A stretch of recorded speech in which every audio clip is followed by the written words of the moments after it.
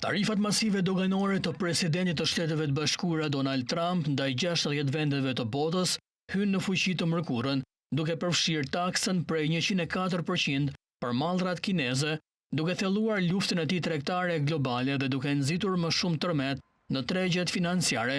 Tarifat ndëshkuese të Trump kanë tronditur një rend tregtar global që ka vazhduar për dekada, ka ngritur frikën e recesionit dhe ka fshirë triliona dollar nga vlera e tregut të firmave të mëdha. In addition, we have a lot of countries coming to see us that want to make a deal. Kemi shumë lider vendesh që po vinë për të bërë marrëveshje, deklaroi Trump në një event të organizuar në Shtëpinë e Bardhë më 8 prill. Më vonë Trump shtoi se priste që dhe Kina të kërkonte një marrëveshje tregtare me Washingtonin. Administrata Trump ka planifikuar bisedime me përfaqësues të Koreas së Jugut dhe Japonisë, dy aleat të afërt dhe partner të mëdhenj tregtar të SBA-s. Kryeministre italiane Giorgia Meloni pritet të vizitojë javën e ardhshme Washingtonin për të adresuar këtë shqetësim.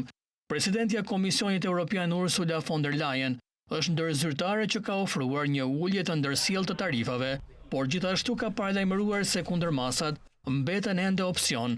Presidenti Trump i shpalli tarifat më 2 prill, duke quajtur atë dita e çlirimit të Amerikës, dhe duke theksuar se ajo do të mbahet mend si dita kur industria amerikane rilindi, dita kur u rimor fati i Amerikës dhe dita kur nisëm ta bëjmë Amerikën sërish të pasur.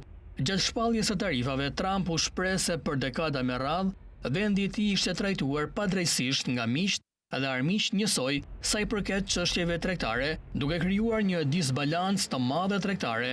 Bursat në mbar botën kanë rënë, ndërsa tarifat po zbatohen dhe ekonomistët paralajmërojnë se ato do të rrisin çmimet e mallrave që konsumatorët amerikanë blejnë çdo ditë, veçanërisht duke qenë se tarifat e reja ndërtohen mbi masa tregtare të mëparshme. Vendet e prekura pritet gjithashtu të kundërpërgjigjen. Kina ka reaguar tashmë, duke vendosur një tarifë prej 34% për të gjitha mallrat amerikane.